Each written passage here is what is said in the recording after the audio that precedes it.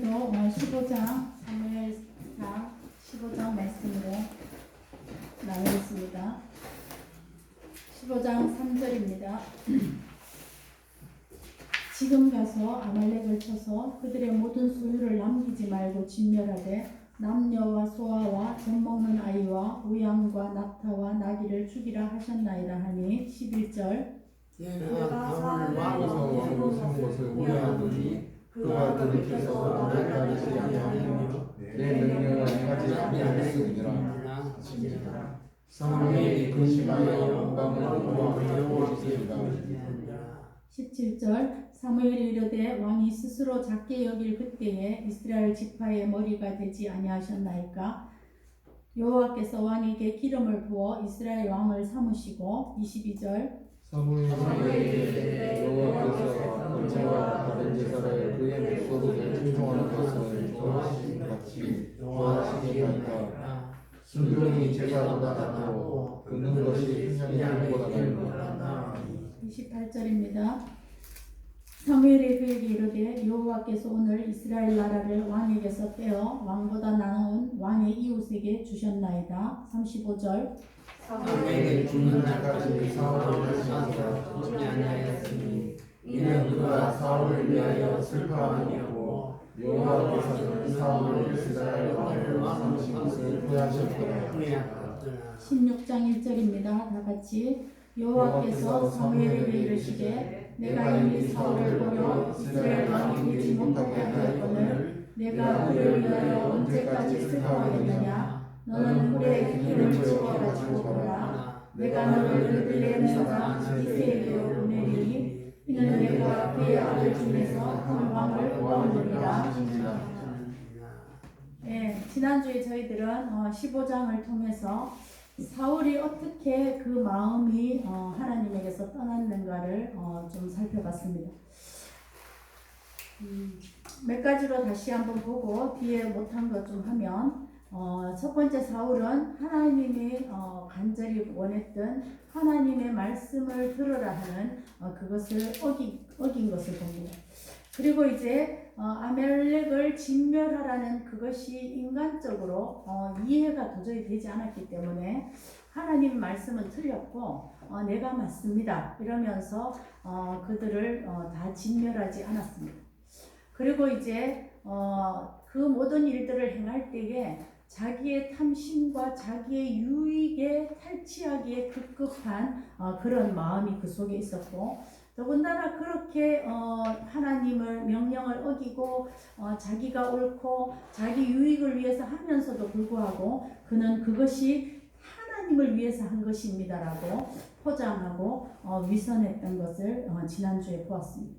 그리고 이제 그 뒤에 보면 많은 변명을 계속하다가 결국은 이제 백성이 두려워서 그랬습니다. 그러면서 백성들의 말을 내가 청종했다. 이런 말이 24절에 나옵니다.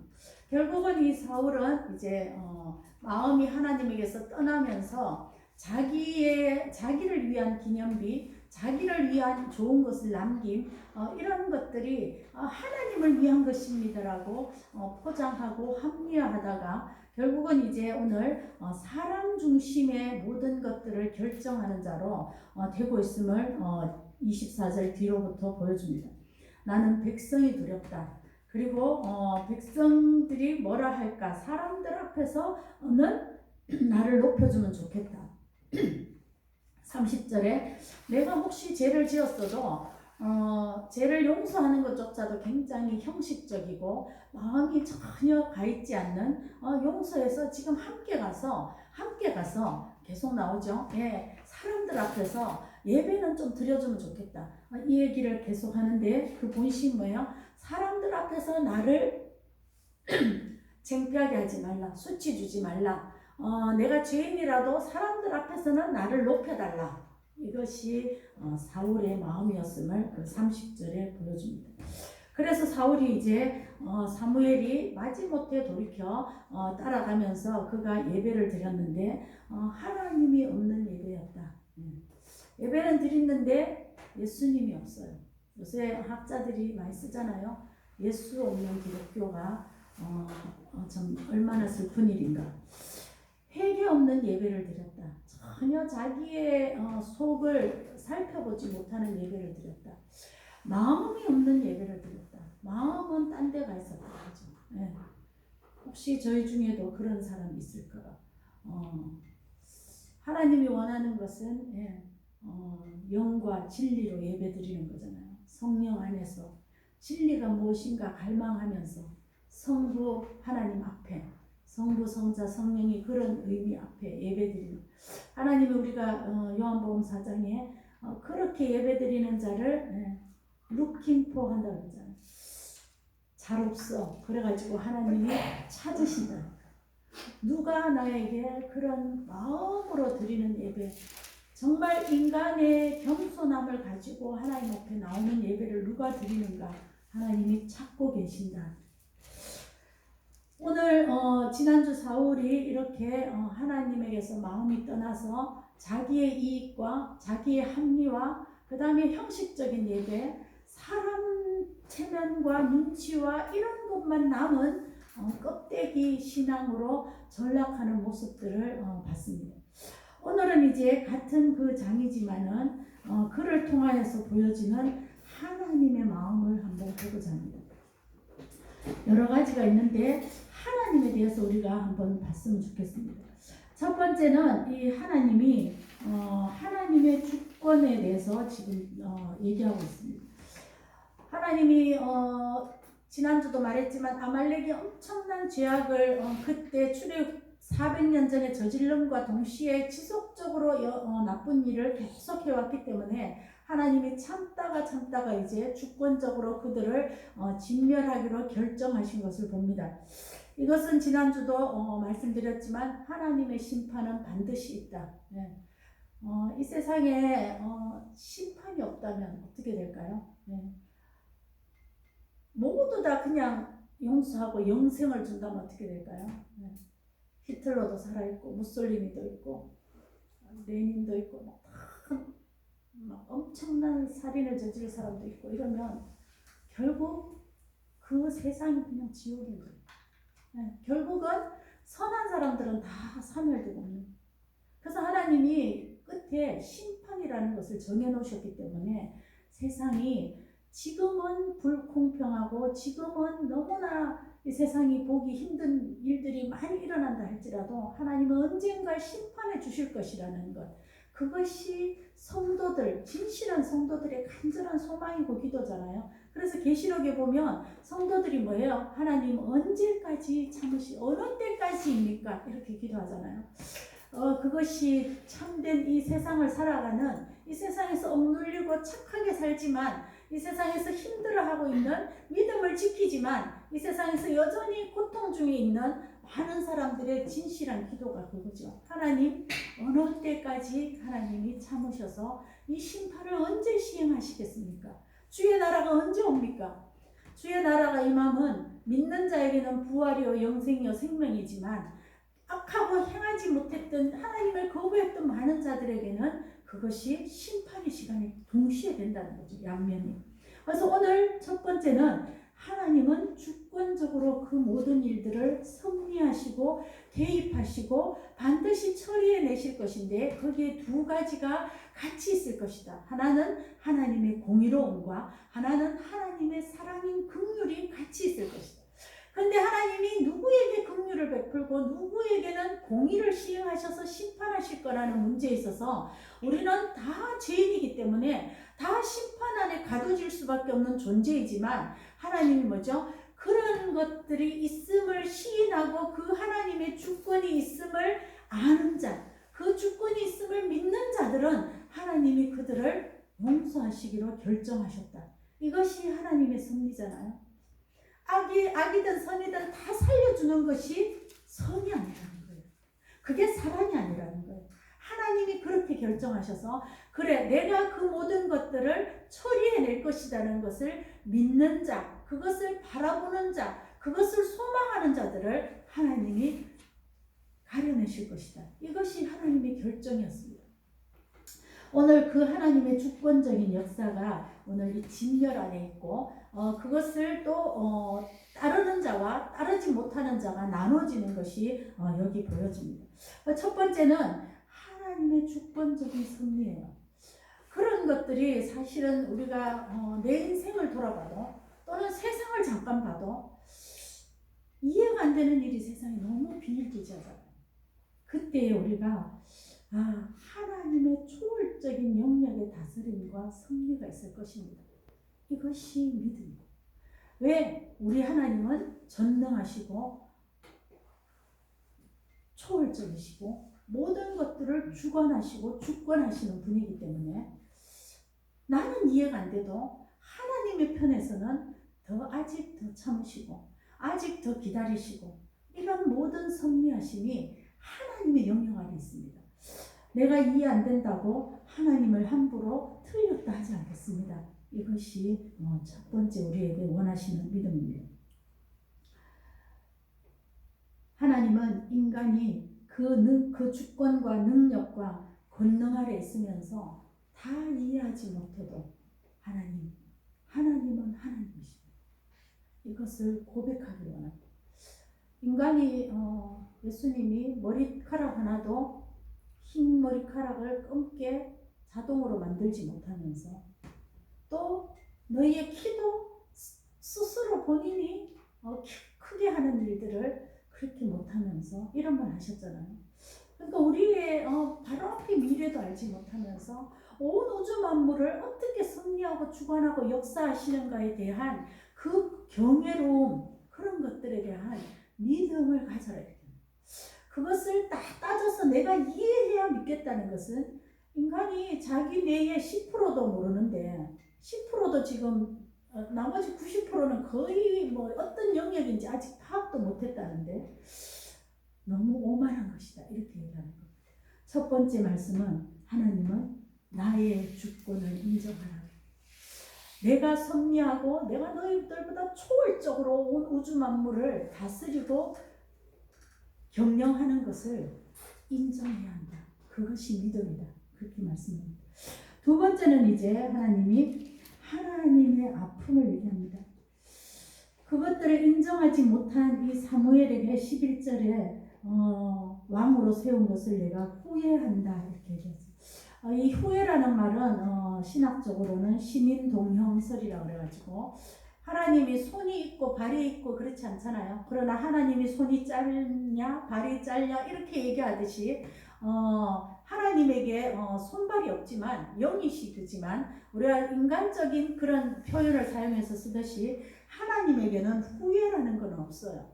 그러나 인간적인 그런 시각에서 하나님이 지금 하시는 이것이 하나님의 잘못을 인정했고 하나님이 실수했다, 이런 의미의 후회가 아니라 하나님이 인간의 죄와 인간의 이런 수많은 오염과 타락과 부패에 대해서 하나님이 굉장히 마음 아파하신다, 이것을 하나님이 후회하신다, 이렇게 표현한다는 거죠.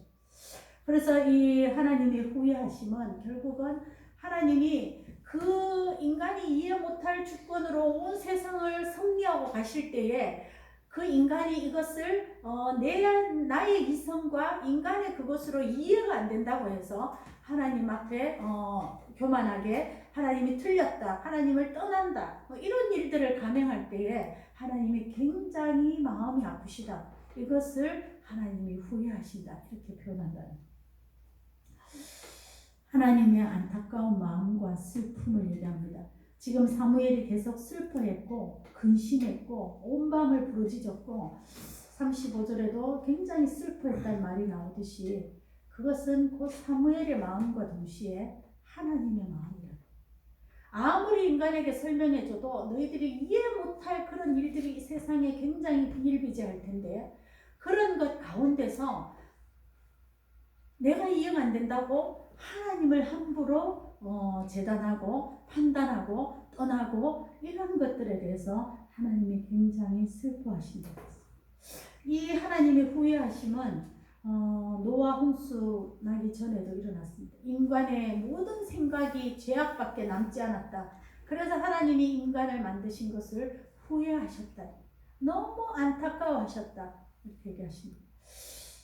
혹시 우리 삶에 하나님이 마음이 너무 아픈, 하나님이 너무 괴로울 정도로 슬픈 그런 안타까운 일을 우리가 막 자행하기 때문에 하나님이 내가 후회스럽다라고 얘기하는 그런 우리 삶의 모습은 있지 않을까 돌아봤으면 합니다.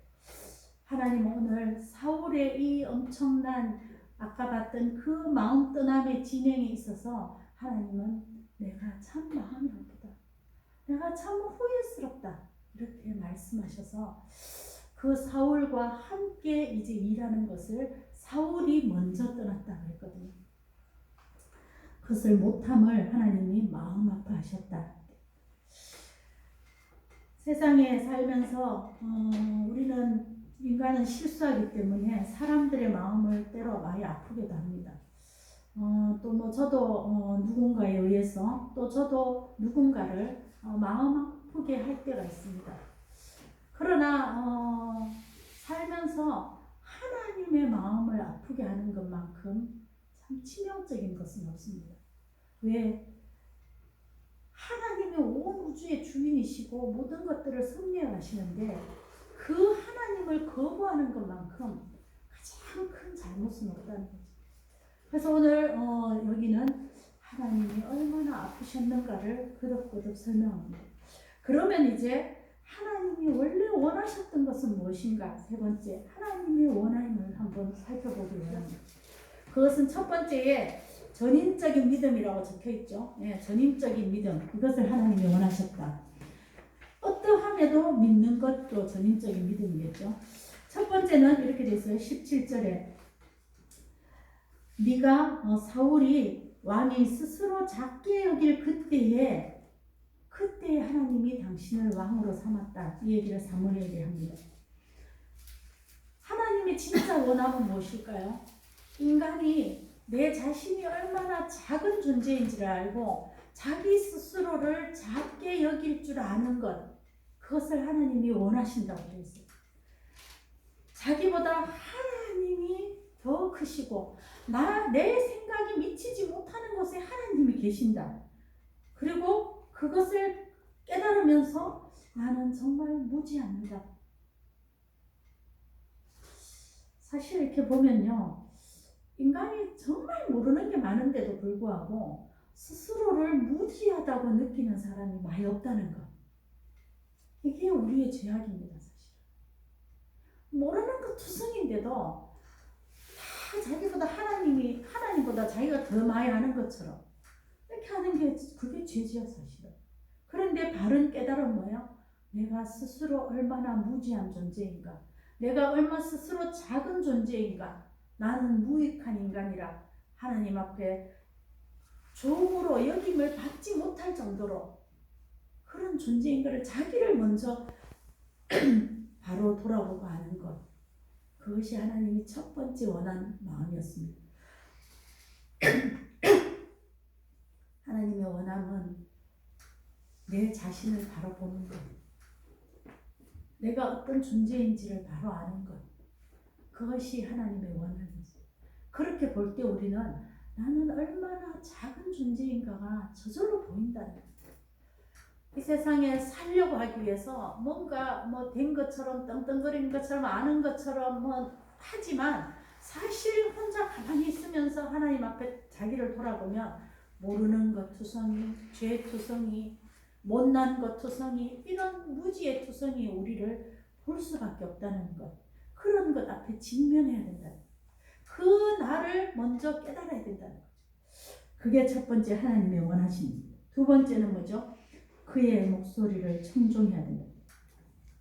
사울은 오늘 어떻게 얘기하고 있냐면 그는 첫 번째 여기 앞에 보면 11절에 그가 돌이켜서 이렇게 되잖아요. 그 마음이 하나님에게서 떠나서 돌이켜졌어요. 두 번째, 그를 하나님을 따르지 않았다.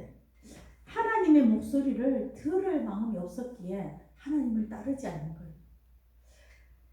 두 번째 하나님이 원하는 것은 하나님의 말씀이 뭔가, 하나님의 원함은 뭔가를 들으려는 마음이 있어요. 우리 속에 정말 하나님에 대해서 알고 싶은 마음이 있는가요? 네. 하나님이 어떤 분인가? 우리 속에 있어야 된다. 그게 목소리를 청종하는 거. 그의 목소리를 청종하고 그에게 들어야 될 게 뭐예요? 첫 번째는 그분의 존재 자체예요. 그죠? 하나님의 마음은 도대체 어떤 마음이실까? 하나님은 어떤 성품을 가지셨을까?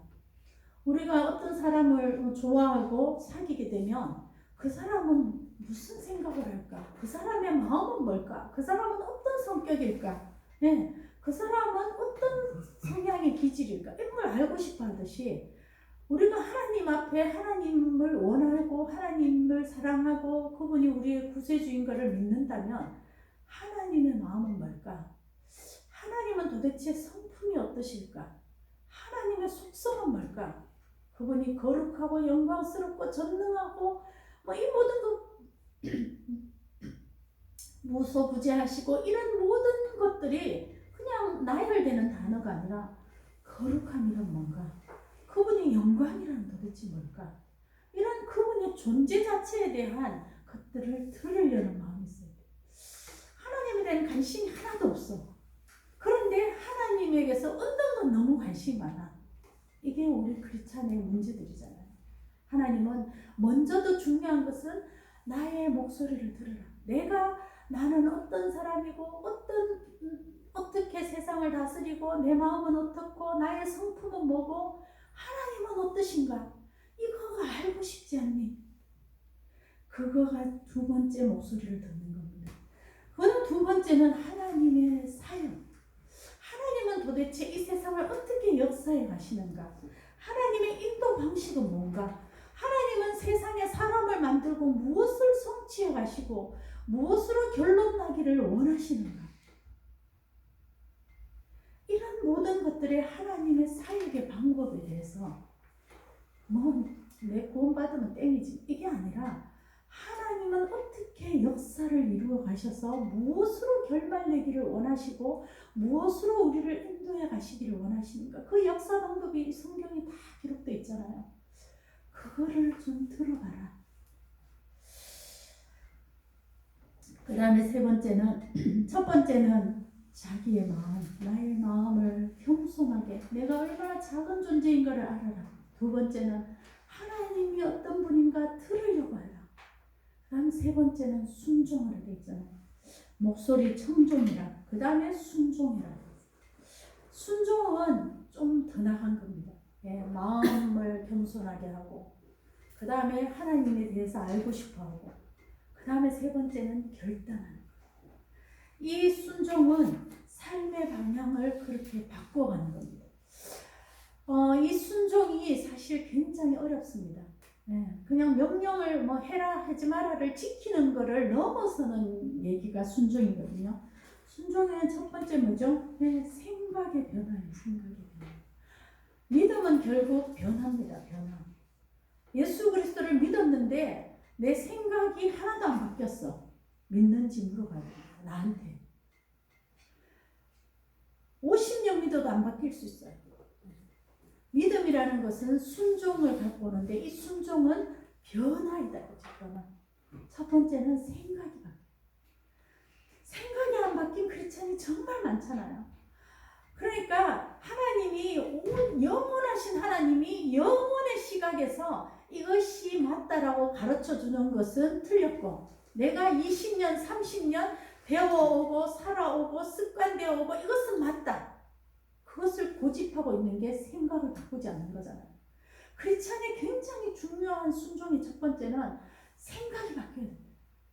하나님의 생각은 뭔가? 하나님의 마음에 원하시는 건 뭔가? 이런 것으로 내 생각이 그렇게 찌지직 바뀌어져 가는 거예요. 한꺼번에 바뀌어지지 않잖아요. 인간의 물길이 얼마나 깊은지 한 개 바뀌었는데 밑에 돌아가 또 뭐가 꾸준히 있고 다 잡초가 떠올라오고 또 지속적으로 이 생각이 하나님의 생각으로 바뀌어져 가는 거예요. 이게 쉬운 사람이 있고 이게 굉장히 어려운 사람이 있어요. 저 같은 경우도 어려워요. 왜? 나는 나의 그 자아와 이런 거를 강화해서 내가 이 세상에 살아야 되겠다라고 자신을 강화한 사람들은 굉장히 어려워요. 자기가 옳거든. 이거는 많이 배웠고 적게 배웠고 하고 틀려요. 많이 안 배운 사람도 굉장히 이 외고집과 자기가 다 옳아. 그것은 못 바꾸는 거예요. 생각을 바꾸는 게 순종입니다. 두 번째는 뭐야? 가치관을 바꾸는 게 순종입니다.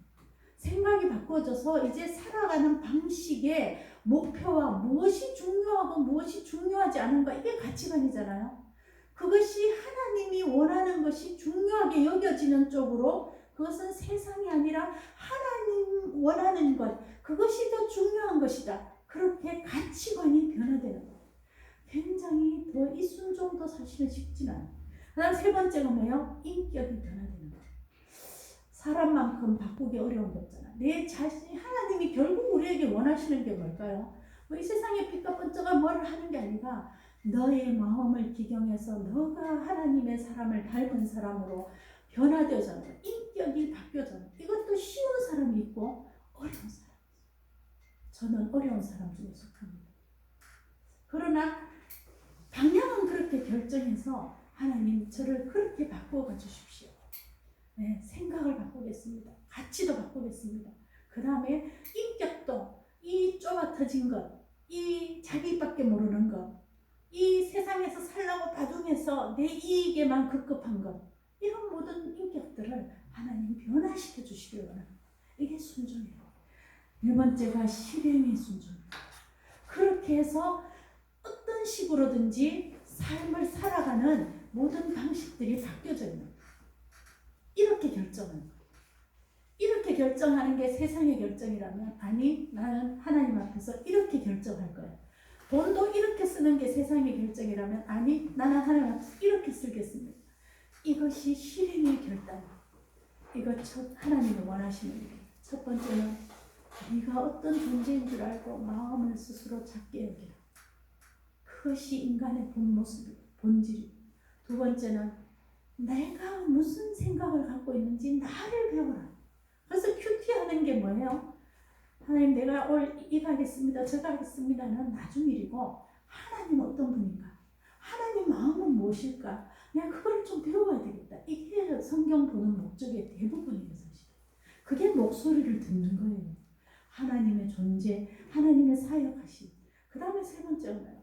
내가 순종해야 됩니다. 생각이 바뀌고 가치관도 바뀌고 내 인격이 옛날보다는 마음이 더 찢어져서 바뀌고 삶도 이제 살아가는 방식도 그렇게 결단하는 자로 바뀌어야 됩니다. 이것이 하나님의 간절한 원함입니다. 그 다음에 네 번째가 하나님이 이렇게 얘기하십니다. 거기 29절에 하나님은 불변하시다. 하나님은 변개하지 않으시고 거짓이 없으시다. 그러므로 하나님은 굉장한 지존자이시다. 여기 영어로는 글로리, 이스라엘의 글로리이시니 이렇게 돼 있어요. 그러니까 does not change his mind 이렇게 돼 있어요. 하나님은 그의 마음을 함부로 이렇게 변하지 않게 하신대요. 그래서 우리는 이 사울에 대한 오해를 굉장히 버려야 됩니다. 사람들이 이렇게 생각합니다. 하나님이 사울을 왕 삼아놓고 하나님 마음을 바꿨네 이렇게. 그렇지 않았고요. 여기 보면은 26절에 왕이 여호와의 말씀을 먼저 버렸다. 사울이 버린 거예요. 사울이 자기의 길로 간 거예요. 세상의 길, 사람의 길, 하나님 없는 마음에 하나님을 내쫓는 길로 결정하고 갔다고 얘기합니다. 하나님은 그의 마음을 변하지 않으셨는데 어떤 마음이냐? 신명기 얘기했잖아요. 너희가 나를 청종하고 내 목소리를 듣고 너희의 본질을 알고 그렇게 하면 내가 너희 하나님이 될 것이고 너희가 나를 떠나면 내가 그것을 자유의지를 줬기 때문에 물론 수없이도 하나님이 끌어당기시고 기회를 주시고 수없이 하지만 어느 순간인가 결정하셔서 안 하실 때가 있다. 그것이 누구에게 어느 순간인지 몰라요. 그러나 그 순간이 있을 수 있다는 걸 얘기합니다. 오늘 하나님은 내가 마음을 바꾼 게 아니다. 그 다음에 마지막으로 하나님은 16장 1절에 이렇게 됩니다. 35절은 하나님이 너무 슬퍼하셨다. 사울도 슬퍼했다. 이래 나오고요. 16장 1절에 그러함에도 불구하고 하나님은 포기하지 않으시고 하나님의 계획을 성취해 가신다. 사울이 버려서 사울은 자기의 길을 갔다. 대만은 세상을 사랑하여 나를 떠났다. 이게 바울의 그거잖아요. 그렇다 할지라도 하나님은 하나님의 역사의 길을 가신다. 포기하지 않는 그 계획을 작정을 이루어 가시네. 인간이 아무리 잘났다 하고 교만하고 높다 하고 떠나고 하나님을 거부하고 심지어 모욕한다 할지라도 하나님은 하나님 본인이 계획하신 그 구원의 역사의 계획을 분명히 그냥 이루어 가신다. 단지 뭐죠? 그를 함께하는 자와 함께 가시는데 그를 함께하는 자가 바뀌었을 뿐이다. 그래서 그의 아들 중에서 한 왕을 보았다. 이새의 아들에서 다윗을 내가 보았다. 이제 다윗을 쓰겠다 이 말씀을 하십니다. 오늘 말씀 중에서 저희는 하나님의 그 엄청난 주권 앞에 또 하나님의 그 마음 아프심 앞에 또 하나님의 간절한 원함이 무엇인가 앞에 또 하나님은 변하지 않는 원칙이 있으셨다는 것 앞에 또 하나님은 끝까지 거부하는 자와 함께 하시진 않지만 그가 아니라도 다른 사람을 통해서 하나님이 성취하시고자 하셨던 그 원래의 목적만은 반드시 성취하신다는 이런 놀라운 하나님 앞에 저희들이 그 하나님을 인정하고 그 하나님 앞에 엎드리고 그 하나님을 사랑한다고 고백하고 또 그 하나님의 그 불변하는 계획 안에 내가 간절히 들어있기를 소망하는 저희들 되기를 원합니다. 기도하겠습니다. 아버지 하나님, 사울은 결국 자기 머릿속으로 자기 살아온 삶으로 하나님이 이해되지 않아서 하나님을 스스로 떠나면서 자기의 유익과 자기의 탈취와 탐욕과 그러면서도 주님 하나님을 위해서라고 변명하고 포장하는 그러면서 그의 삶이 사람들의 눈치와 체면과 사람들의 소리에 하나님은 뭐라 하시는지 관계없이 사람 중심으로 회개 없는 예배와 하나님 없는 그 삶을 자행하여 가는 이 사울의 슬픈 모습을 봅니다. 아버지 하나님, 저희 삶은 주님 어떻습니까? 이제는 돌이켜서 내가 이해할 수 없을지라도 하나님의 그 주권 앞에 엎드리게 하시고 주님, 하나님의 마음을 아프게 한 적이 있었다면 주님, 우리의 마음을 작게 여기는 본질로 돌아오게 하시고 겸손하게 나는 무지합니다라고 고백하게 하시고 아버지 하나님, 하나님이 무슨 생각과 무슨 마음과 무슨 성품이신지 그분이 나를 왜 사랑하시는지 그분의 존재를 좀 더 알고자 하는 마음을 생기게 하시고 또 그분의 역사하심과 사역하심으로 주님 우리가 구원을 얻을 텐데 주님 그 방법들을 주님 저희들이 또 알게 하여 주시고 아버지 하나님 우리의 삶에서 참된 순종의 변화가 있게 하여 주셔서 예수 믿고 생각이 바뀌게 하시고 가치가 바뀌게 하시고 내 좁은 인격이 주님 닮아가게 조금이라도 닮게 하시고 주님 삶에서의 실행의 방법도 주님 앞에 목소리를 청종한 대로 살 수 있는 그런 은혜와 능력과 담대함을 주시옵소서. 아버지 하나님은 처음부터 영원까지 변함없으신 하나님인 줄 알게 하시고 아버지 하나님은 주님 자기를 떠나며 주님 거부하는 자가 아니라 하나님 앞에 겸손을 앓으며 하나님을 사랑하는 자들과 함께 주님의 나라와 주님의 구원과 주님의 역사를 능히 이루어 가시고 또 주님 떠나고 거부하는 자들에게도 끊임없이 끝까지 사랑한다 주님 자기를 파는 유다에게도 끝까지 그 떡을 주면서 주님 내가 그 길을 가르느냐고 주님 다시 한번 묻는 그 주님의 사랑을 주님 저희들이 받고 있지 않습니까? 이제 돌아와 주님 앞에 있을 때에 우리의 삶이 주님 앞에서 주님 내가 그들 가운데 한 왕을 보았다 하듯이 내가 너희 가운데 나를 향한 믿음의 그 잔여를 보았다라고 하는 그런 놀라운 주의 사랑을 받는 저희들 되게 하여 주시옵소서. 이 주님 어지러운 세상 가운데 주님의 그 역사를 함께 함께 이루는 주님의 성도, 주님의 군사, 주님의 기도의 용사, 주님의 사역의 주님 동역자들이 다 될 수 있게 도와주시옵소서. 예수님 이름으로 기도하였습니다. 아멘.